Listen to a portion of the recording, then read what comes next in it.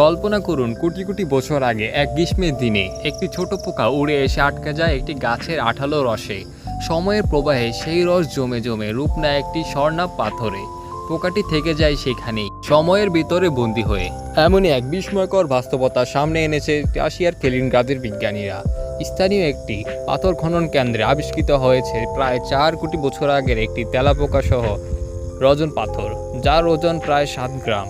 গবেষকদের মতে তেলাপোকাটি এত নিখুঁতভাবে সংরক্ষিত আছে যে তার সূক্ষ্ম ডানার জালিকা এবং মাথা ও পা স্পষ্ট দেখা যায়, যেন গতকালই সে জীবিত ছিল।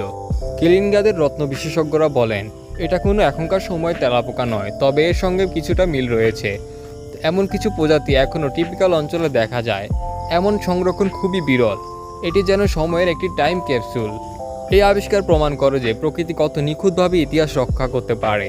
একটুখানি রজনের ভিতরে ঘুমিয়ে থাকা একটি পোকা হয়ে উঠতে পারে কোটি বছরের একটি জীবন্ত দলিল।